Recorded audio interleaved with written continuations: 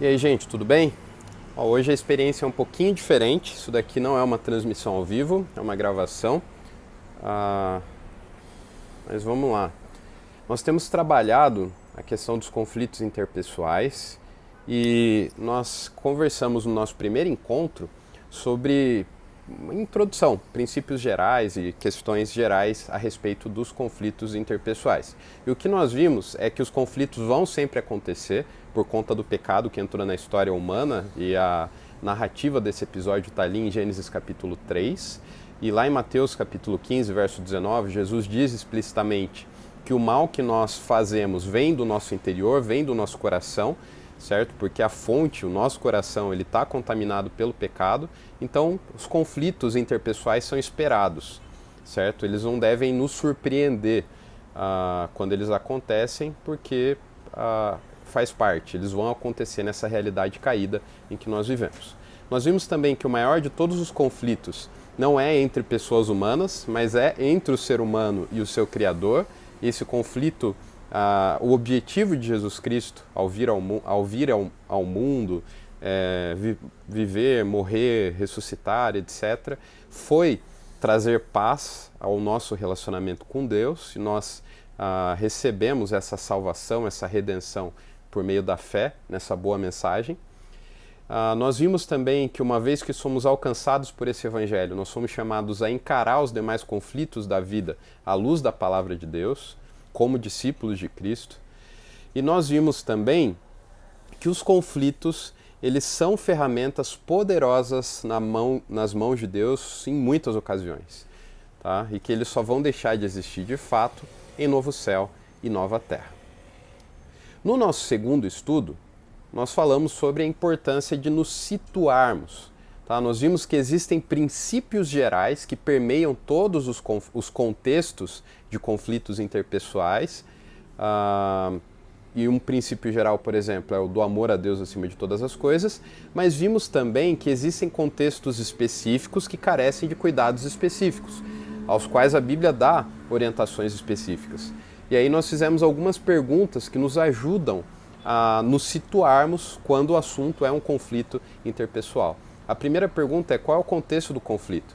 A gente está falando de um conflito que está acontecendo no contexto familiar, no contexto das relações civis comuns, no contexto, de repente, um condomínio, no contexto da igreja, no contexto de trabalho. Então, qual é o contexto desse conflito?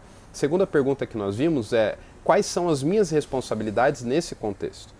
Então, dentro de cada um desses contextos, o contexto de trabalho, contexto familiar, contexto da igreja, o eclesiástico, né, nós temos responsabilidades diferentes, funções diferentes. Então, nós respondemos por questões diferentes dentro de cada um desse contexto. Então, quais são as minhas responsabilidades nesse contexto?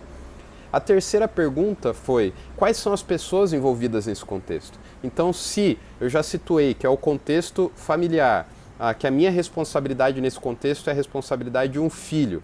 Agora, a terceira pergunta é: quais são as pessoas envolvidas no contexto? Eu sou o filho, a outra pessoa é o pai, é o meu pai, é a minha mãe. Então, a forma como eu vou lidar com essa pessoa dentro desse contexto é uma forma específica, certo? É diferente do que se eu estivesse tratando com meu irmão ou com alguém que não tem essa mesma autoridade que o meu pai tem sobre a minha vida no contexto familiar. A quarta pergunta é: qual é a atitude das pessoas envolvidas no conflito? Certo? Então, dependendo da atitude dessas pessoas, a Bíblia nos dá instruções diferentes. Por exemplo, se é uma pessoa escarnecedora, jocosa, que é difícil de lidar por conta disso, a orientação é uma. Se é uma pessoa perversa, certo? A orientação é outra. Se é uma pessoa arrependida, se a atitude da pessoa é de arrependimento, a orientação é ainda outra. Então, quais são as atitudes? Qual é a atitude das pessoas envolvidas no conflito? E por fim, nós trabalhamos uma quinta pergunta, que é tentar identificar qual é o próximo passo. Então, essa pessoa está arrependida? Qual é o próximo passo? Perdoar? Certo? Essa pessoa não está arrependida? Qual é o próximo passo?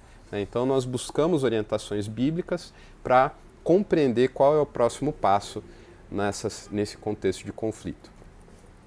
Na semana passada, o terceiro estudo, nós focalizamos um pouquinho mais em uma esfera específica, em um contexto específico, e foi o contexto familiar, certo? Então, nós vimos que os princípios gerais eles são aplicados ao contexto familiar, tais quais amar a Deus sobre todas as coisas, e nós identificamos um princípio muito importante, tá? Que se ele é aplicado também em outros contextos de relacionamento interpessoal, mas ele é muito importante quando a gente está falando do contexto familiar, que é o princípio, o pressuposto do serviço, certo? Então, nós vimos que a Escritura diz que nós devemos servir uns aos outros, servir no sentido de sermos servos mesmo, de nos colocarmos no lugar de um servo que vai servir alguém. Tá? Essa deve ser a nossa atitude no âmbito familiar. Nós vimos também que a Bíblia diz que esse serviço deve ser exercitado por meio de funções distintas que nós temos dentro do contexto familiar.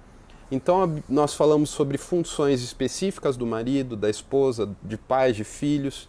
A ideia é que nenhum é mais importante que o outro, certo? Mas cada um possui uma função dentro do contexto familiar e deve servir os outros que fazem parte desse contexto por meio dessa função que lhe foi atribuída, certo?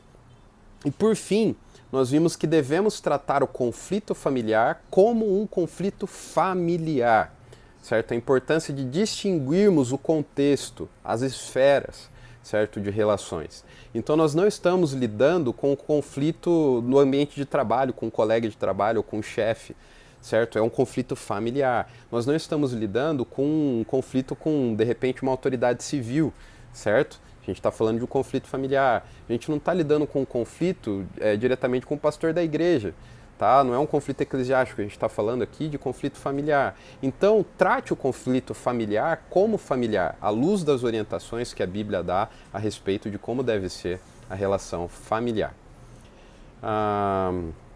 E hoje nós encerraremos essa série de estudos com o quarto estudo a respeito de conflitos interpessoais no contexto eclesiástico. Tá? Então eu escolhi esses dois contextos, o familiar e o eclesiástico, para dar uma ênfase maior, e hoje é o dia do contexto eclesiástico. E aí, como nós vimos anteriormente, existem princípios gerais, certo? Como amor a Deus acima de todas as coisas, contudo também existem preceitos específicos. Tá? E o contexto da igreja, da relação eclesiástica, da relação entre aqueles que professam a mesma fé cristã, não está fora disso. Tá? Então é uma esfera distinta das outras e que tem um tratamento distinto e específico que deve ser trabalhado. Então vamos lá. E aí eu vou trabalhar em 5 pontos, tá bom? O primeiro é o seguinte.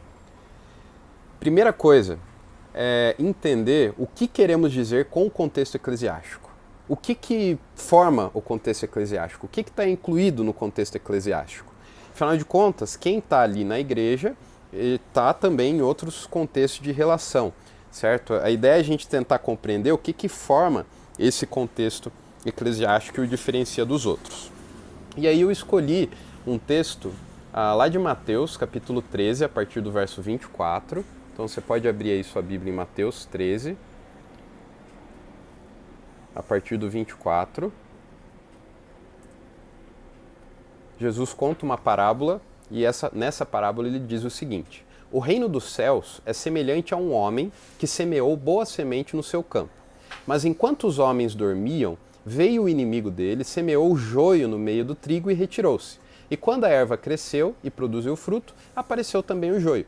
Então, vindo os servos do dono da casa, lhe disseram: Senhor, não semeaste boa semente no teu campo? De onde vem, pois, o joio? Ele, porém, lhes respondeu: um inimigo fez isso. Mas os servos lhe perguntaram: queres que vamos e arranquemos o joio? E ele diz: não, replicou ele, para que, ao separar o joio, não arranqueis também com ele o trigo. Deixai-os crescer juntos até a colheita, e no tempo da colheita direi aos ceifeiros: ajuntai primeiro o joio, atai-o em feixes para ser queimado, mas o trigo recolhei-o no meu celeiro. Ok, essa parábola ela vai dizer que o reino dos céus é semelhante. E é semelhante ao quê? A um homem que semeou a sua semente de trigo, mas veio o seu inimigo, semeou junto àquele trigo joio, e eles cresceram juntos. Certo? E o que o texto está dizendo é que o reino dos céus é semelhante a isso. Certo? A uma plantação onde há joio e trigo. Por que eu estou dizendo isso? Porque quando nós tentamos limitar o que é o contexto de relacionamento eclesiástico, a gente não está falando só de pessoas convertidas de fato. A gente está falando aqui daquilo que a gente vê. A gente está falando desse ambiente em que existe joio e trigo. A gente está falando do que a tradição teológica chama de igreja visível. Tá? E é importante dizer isso porque as pessoas confessam a fé cristã, elas começam a frequentar uma igreja, elas se tornam membros dessa igreja, elas são batizadas, elas fazem sua pública profissão de fé e a partir do momento em que elas estão visivelmente se relacionando nesse contexto, nessa esfera, que é o da igreja, que é a eclesiástica, certo? Que é de uma instituição cristã, que professa a fé cristã, que tem a Bíblia como única regra de fé e prática infalível, tá? A partir do momento que essa pessoa faz isso, ela é visivelmente identificada como fazendo parte daquele grupo, mesmo que no coração, certo? Ela não seja cristã de fato. Agora, eu e você podemos dizer isso numa primeira olhada? Não. Então nós tratamos essa pessoa como se cristã ela fosse. Tá? Se ela não for, pode ser que isso seja revelado em algum momento, pode ser que só seja revelado no último dia. Tá? Mas por que eu estou dizendo isso? Porque quando eu falo de conflitos acontecendo no contexto eclesiástico, eu não estou falando aqui, num primeiro momento, para a gente tentar distinguir se é um cristão ou não é.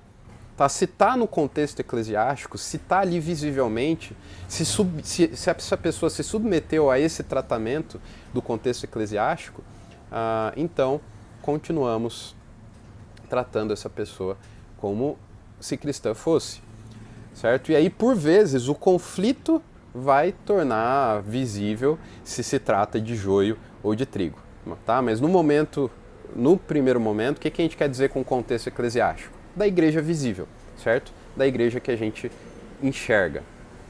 Segunda coisa, então, disse que são 5 pontos, agora o segundo.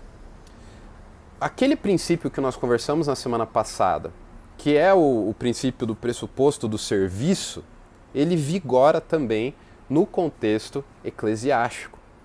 Tá? A ideia, quando a gente olha lá para Efésios capítulo 5, que foi um dos textos que nós utilizamos na semana passada, o texto começa dizendo que devemos ser imitadores de Deus como filhos amados, andando em amor como também Cristo nos amou e entregou a si mesmo por nós, como oferta de sacrifício a Deus em aroma suave.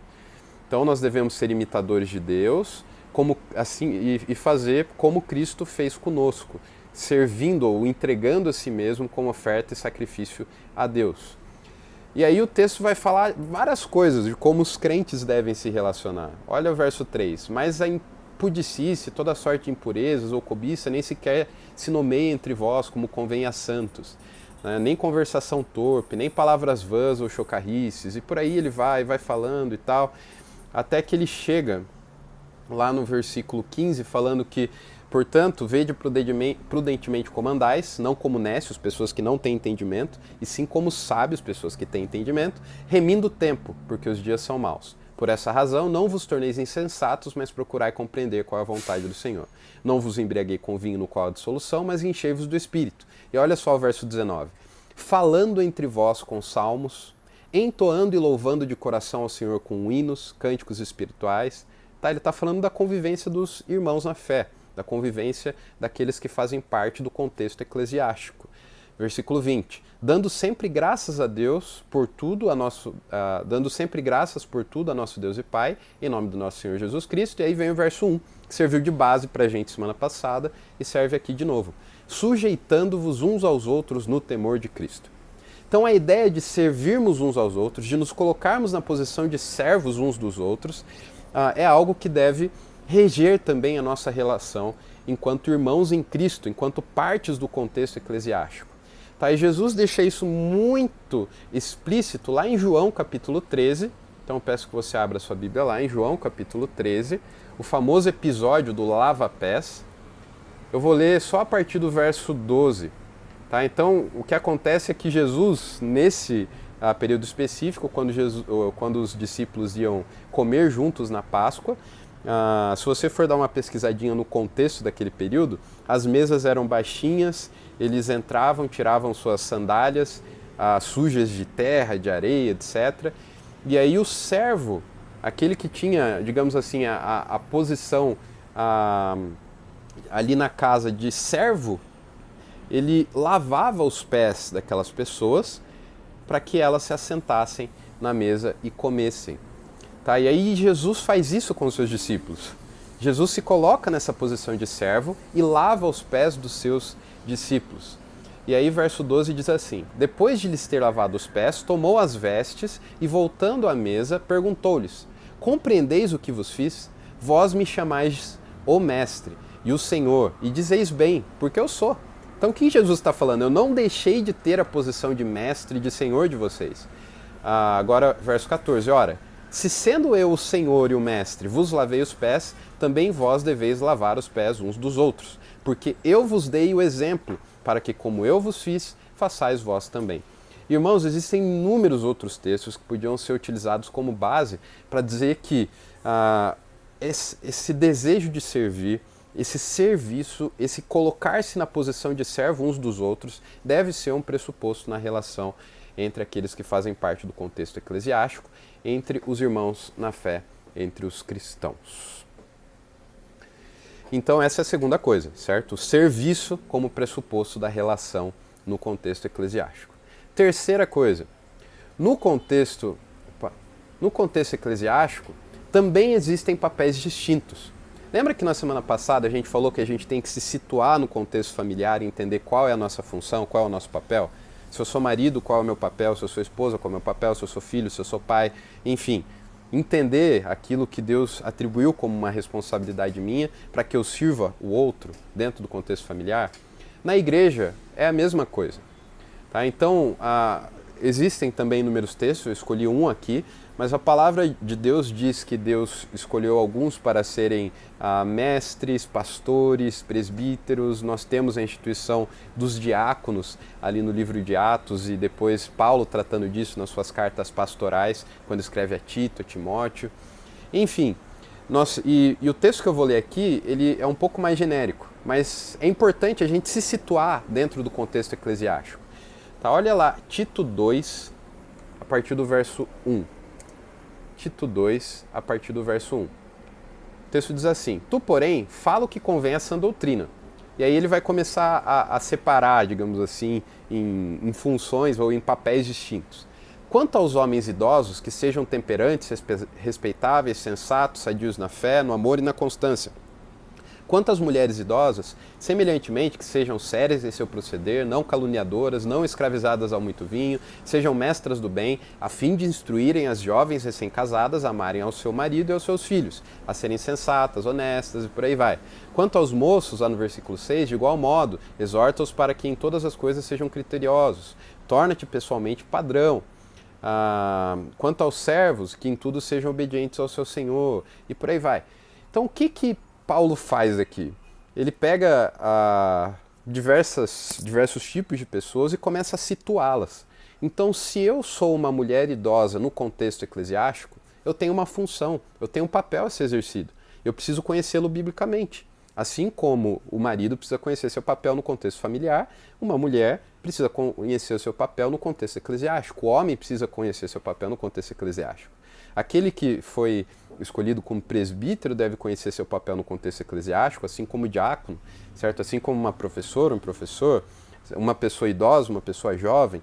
Então, a Bíblia ela trata dessas questões, tá? Porque são importantes. Então, numa situação de conflito, eu preciso me situar. Qual papel é o meu papel nesse contexto? Será que eu estou agindo de forma adequada?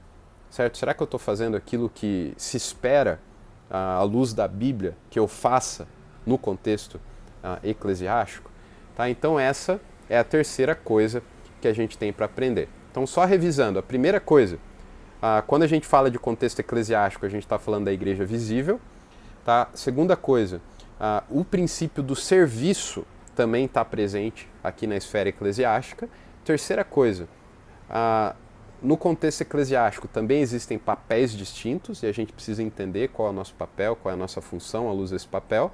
Agora, quarta coisa, o alvo das relações eclesiásticas, tá, é a maturidade em Cristo. Tá? Então, lá em Romanos capítulo 8, do verso 26 ao 28, Paulo vai dizer que o projeto de Deus é que sejamos como Jesus Cristo. E Deus trabalha em todas as coisas para que esse projeto tenha sucesso. Então, quando nós nos relacionamos como cristãos, o que isso pressupõe? Eu sou cristão, você é cristão, nós estamos num grupo de pessoas que se nomeiam cristãs e seguidoras de Jesus, estamos ali visivelmente professando a nossa fé em Cristo, e a palavra diz que o propósito de Deus é tornar-nos mais parecidos com Cristo, mais semelhantes a Ele, é que alcancemos a maturidade em Cristo. Se assim é óbvio que a nossa função nessa relação é ajudarmos uns aos outros a sermos mais parecidos com Cristo, a desenvolvermos essa maturidade, certo? A ideia do discipulado mútuo aqui, tá? A ideia de que eu devo ajudar você a seguir a Jesus e você deve me ajudar a seguir a Jesus. Isso deve acontecer no contexto eclesiástico. Lá em 2 Timóteo, verso 3, também Paulo instruindo Timóteo a respeito de como agir no contexto eclesiástico, capítulo 3, perdão, 2 Timóteo, capítulo 3, a partir do verso 10, ele diz assim, não é a partir do verso 10, a partir do verso 14, ele diz assim, tu, porém, permanece naquilo que aprendeste e de que foste inteirado, sabendo de quem o aprendeste, e que desde a infância sabes as sagradas letras, que podem tornar-te sábio para a salvação pela fé em Cristo Jesus. E olha o versículo 16, toda a Escritura é inspirada por Deus e útil para o ensino, repreensão, correção e educação na justiça, a fim de que o homem de Deus seja perfeito e perfeitamente habilitado para toda boa obra. A ideia da palavra perfeição aqui, ou perfeito e perfeitamente habilitado, é de uma pessoa instrumentada, é de uma pessoa capacitada, é de uma pessoa que foi trabalhada. E esse trabalho se dá no contexto eclesiástico por meio da palavra de Deus. Lá em Colossenses 3, verso 16, nós temos o seguinte, habite ricamente em vós a palavra de Cristo. Olha só, Paulo acabou de dizer que a Escritura é o instrumento de Deus para tornar-nos mais parecidos com Jesus, para tornar-nos capacitados em Cristo, perfeitos nesse sentido de maduros, certo, em Cristo. E aí agora ele está dizendo que em nós deve habitar ricamente a palavra de Cristo, e o que nós devemos fazer? Instruir-nos, aconselhar-nos mutuamente, louvar a Deus com salmos, hinos e cânticos espirituais, enfim. A ideia é que nós devemos instruir uns aos outros, aconselhar uns aos outros à luz da palavra de Deus. Tá? Então, o objetivo dessa nossa relação eclesiástica é ajudar um ao outro a seguir a Jesus, é alcançar a maturidade em Cristo. Por que isso é importante? Porque daí agora sim a gente chega no quinto passo e depois a gente vai conversar sobre algumas implicações, não quinto passo, mas quinto ponto. Tá? Então, uma vez que eu compreendi todas essas questões e compreendi que o objetivo da nossa relação no contexto eclesiástico é a maturidade em Cristo, e nós devemos ajudar uns aos outros nessa busca, cooperar uns com os outros à luz desse propósito de Deus, a quinta coisa é que quando se trata de conflito, à luz de tudo isso que a gente já viu, nós devemos buscar manter a paz no corpo de Cristo, mas nunca sacrificando a santidade. O objetivo é que sejamos parecidos com Cristo e não que nos afastemos dele. Certo? O propósito é servirmos uns aos outros, mas para que sejamos a cada dia mais parecidos com Jesus. Logo, se tratando de conflito eclesiástico, nós devemos buscar manter a paz, mas nunca sacrificando a santidade.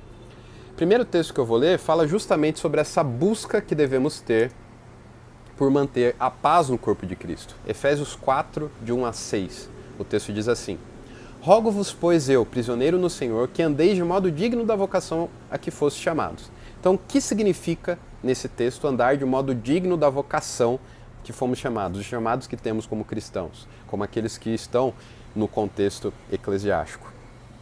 Olha só, devemos andar com toda humildade e mansidão, com longanimidade, suportando-nos uns aos outros, no amor, esforçando-nos diligentemente por preservar a unidade do Espírito no vínculo da paz.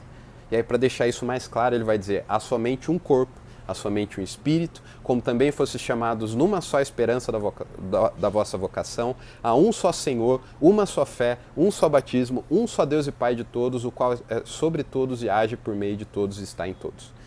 Então o apóstolo Paulo deixa muito claro que a igreja ela é uma só, que o corpo é um só, que o Espírito que age em todos nós é um só, e por isso ele vai dizer, procurem diligentemente, esforcem-se diligentemente por preservar a unidade no Espírito, no vínculo da paz.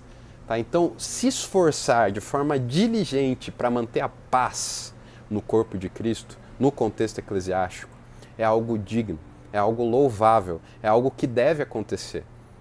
Tá? No livro de Provérbios, eu esqueci de anotar essa referência aqui agora, mas se você buscar, você com certeza acha. O escritor de Provérbios vai dizer que 6 coisas Deus detesta, mas a 7ª sua alma abomina. Tá? Ele vai dizer 6 coisas que Deus detesta. E uma que ele detesta mais do que essas 6, que é a 7ª, que a sua alma abomina. E sabe o que é? Aquele que planta contendas entre os irmãos. Então, plantar contenda, arrumar confusão no contexto eclesiástico é você arrumar confusão dentro da família de Deus. Tá? Pense que o filho, ou o pai, mandou o filho para que morresse em nosso lugar, o filho se dispôs a vir e morrer em nosso lugar, o Espírito se dispôs a habitar em nós e trabalhar na nossa santificação.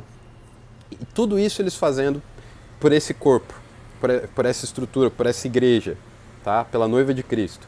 E aí vai lá você, bem pimpão e tal, e resolve criar um conflito nesse contexto. Você acha que isso agrada a Deus? É óbvio que não. Certo? Você está mexendo com a noiva de Cristo, você está mexendo com o povo de Deus, você está mexendo com a Assembleia dos Santos. Então, não provocar conflito dentro do contexto eclesiástico é algo sábio, lutar por manter a paz é algo digno, é algo que deve acontecer. Contudo, não às custas da santidade. E aí eu gostaria de ler 2 textos, tá? E depois partir para as implicações. O primeiro é o de 1 Coríntios 5, de 1 a 13.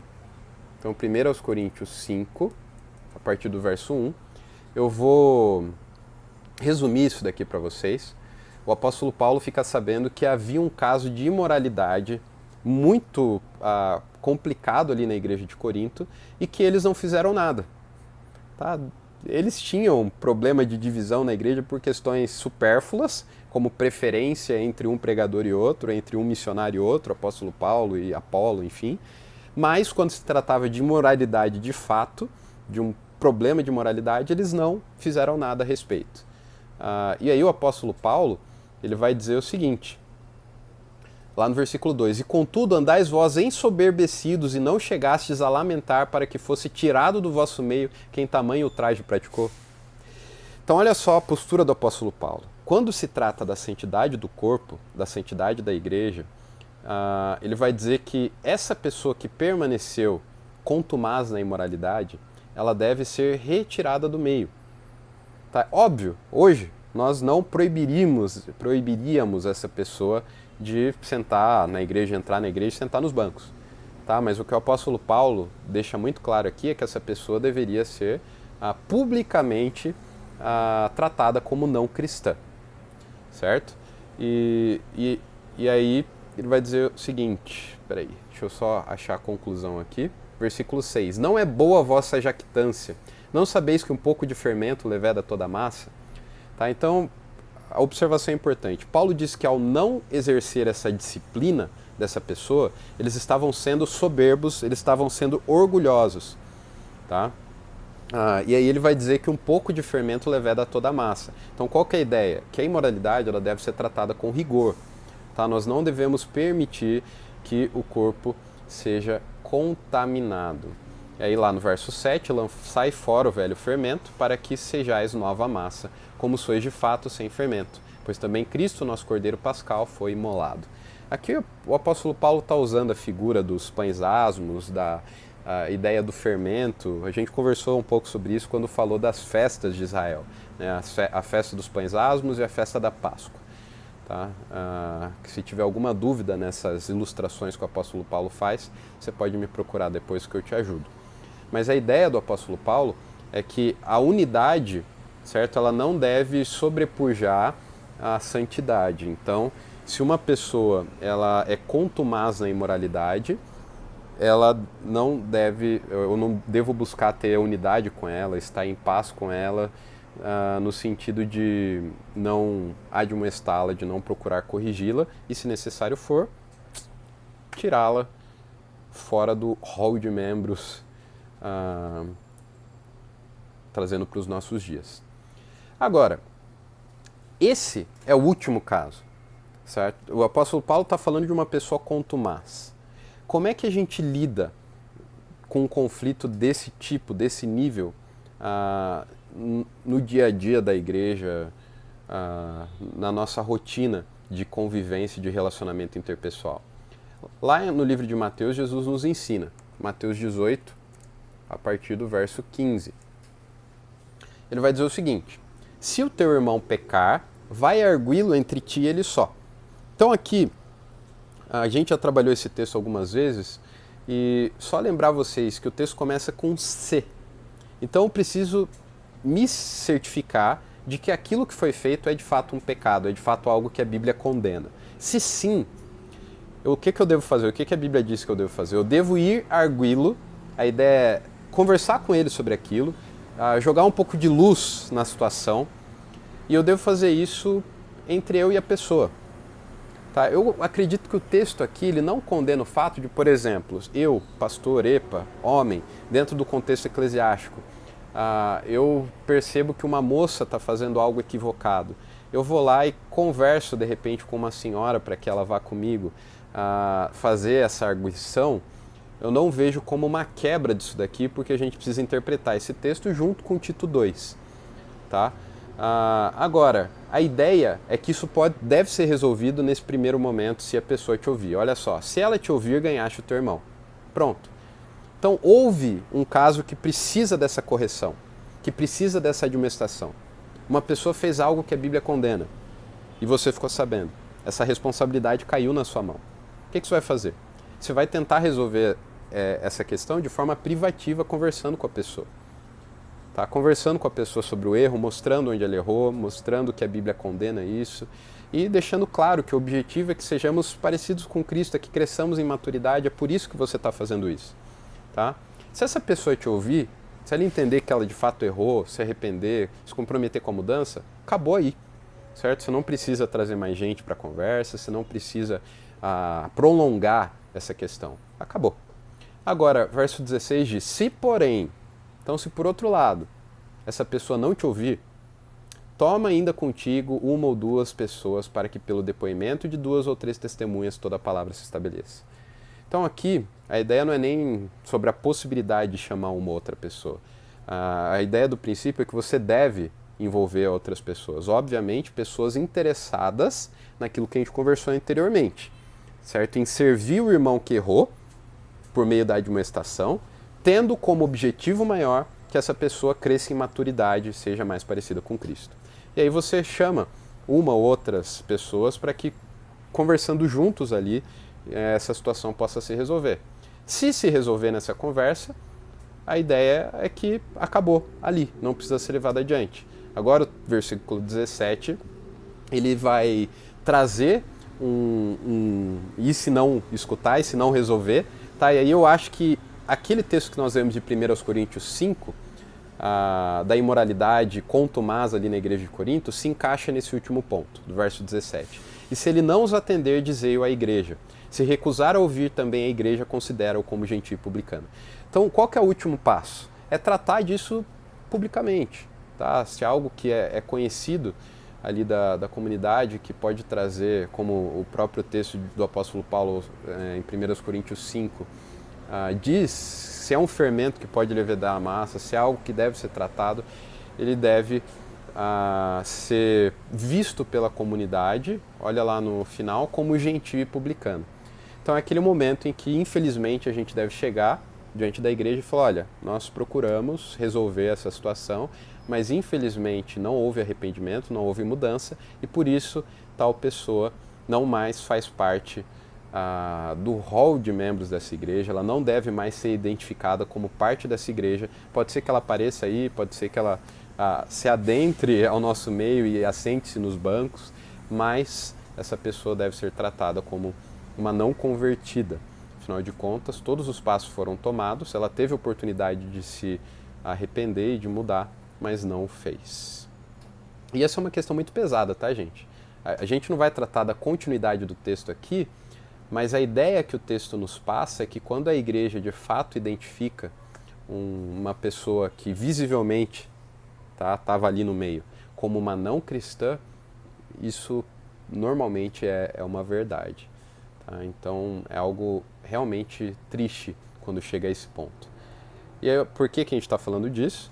Porque numa situação de conflito eclesiástico, certo? A gente deve buscar manter a paz. Agora, nunca sacrificando a santidade. Tá? São os dois lados dessa moeda, então a gente deve saber como agir, e é isso que a gente fez aqui agora. Eu gostaria de terminar com algumas implicações. Primeira implicação, à luz de tudo isso que a gente conversou, tá? É que quando existem conflitos no contexto eclesiástico, nós devemos compreender o quadro como um todo. Então, quem são os envolvidos? Que papéis esses envolvidos estão assumindo ali dentro do contexto eclesiástico? É um homem, é uma mulher, é um idoso, é uma idosa, é uma criança, é um pastor, é um diácono, é um presbítero? Qual é a função, qual é o papel das pessoas envolvidas nesse conflito? Qual é a razão do conflito? Trata-se de um conflito por causa de opiniões distintas ou de fato houve um pecado, houve algo que a Bíblia condena e por isso o conflito se instaurou e foi necessário?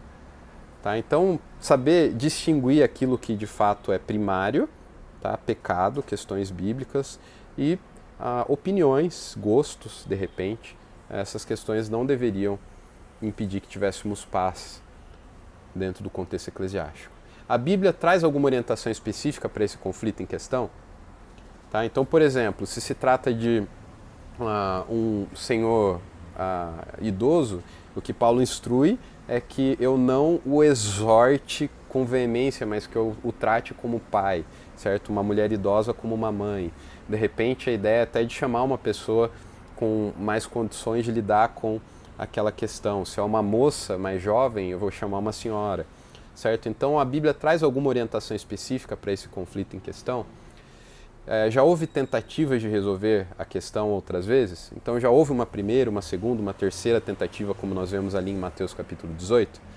Então, compreender o quadro como um todo é uma necessidade, tá? É algo que vai ajudar. Essa é a primeira implicação. A segunda implicação é a seguinte: nós temos que tomar cuidado com a postura inquisitória. Tá? Então, a todo momento eu estou repetindo que nós estamos aqui para servir uns aos outros e que o objetivo da nossa relação é a maturidade em Cristo. Tá? Então, quando alguém erra, eu não posso assumir uma postura inquisitória. Eu não posso querer jogar essa pessoa na fogueira porque ela errou, certo? O meu propósito é servi-la por meio da minha admoestação, da correção, para que ela se arrependa. Esse é o meu desejo. Tá? A impressão que dá é que, às vezes, quando alguém erra dentro do contexto eclesiástico, alguns olham querendo que a pessoa se queime e afunde cada vez mais. Tá? Isso é diabólico, é perverso. Tá? O meu objetivo, a minha intenção deve ser levar essa pessoa ao arrependimento, à mudança, à maturidade em Cristo, e não querer que ela se afunde cada vez mais na lama. Então, devemos tomar cuidado para não jogar as nossas pérolas aos porcos, devemos tomar cuidado para não sermos demasiadamente justos aos nossos próprios olhos e simplesmente descartarmos os nossos irmãos na fé, que são preciosidades e devem ser vistos como preciosidades, e descartá-los como se não fossem nada. O alvo é servir o outro por meio da admoestação, esperando no primeiro momento que a pessoa se arrependa e volte-se a Cristo. Então, o nosso alvo é que os nossos irmãos em Cristo sejam cada dia mais parecidos com Cristo. A postura mais dura, ela só deve acontecer quando a pessoa não se mostra tratável, certo? Essa é a segunda implicação. Cuidado com essa postura inquisitória.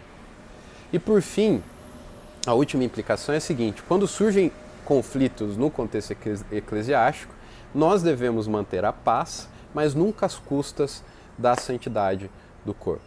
Tá? Então, se essa pessoa ela visivelmente se identifica com a igreja, ela deve ser tratada como parte desse contexto e deve ser tratada dentro dessas instruções que a Bíblia nos dá. E isso inclui a admoestá-la à luz dessa confissão que ela fez. Então, olha, você se identifica como cristã, você faz parte da nossa comunidade eclesiástica, mas você não está agindo como tal, então eu estou aqui para te admoestar, para te fazer uma correção, e eu espero que, enfim.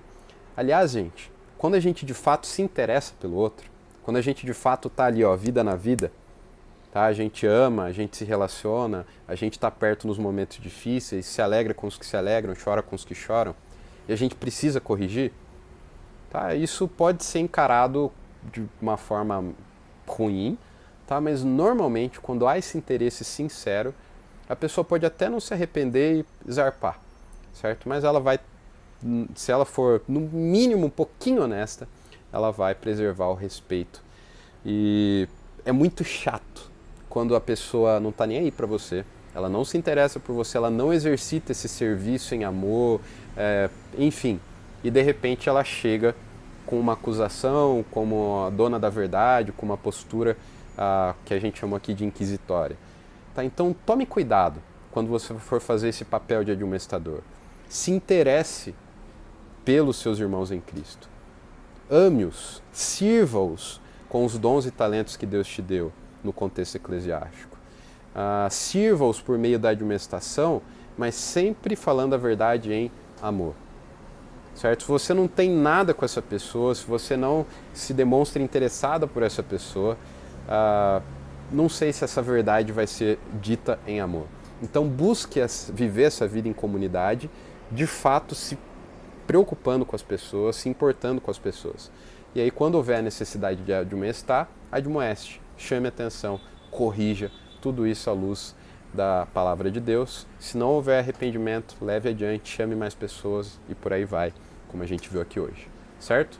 Então eu gostaria de orar com você a respeito de tudo isso e pedir que você se aproxime do texto bíblico, busque compreender qual é a sua função no contexto eclesiástico também.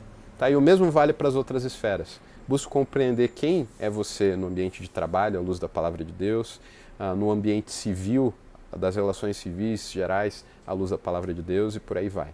Tá? Busque esse conhecimento bíblico, eu tenho certeza que vai ajudar você a lidar com os conflitos que porventura aparecerem. Então vamos orar sobre tudo isso? Deus, nós clamamos pela Tua bênção e pedimos que o Teu Santo Espírito nos ajude, ó Deus, a compreendermos quais são os nossos papéis, as nossas funções, o que o Senhor espera de nós. E, Pai, que em tudo isso busquemos agradar ao Senhor antes de tudo, servir uns aos outros em amor e resolver, ó Pai, os conflitos que porventura apareçam à luz da Tua palavra. Nos ajude, Deus, esse é o nosso desejo. Pedimos isso em nome de Jesus. Amém. Valeu, gente. Até mais.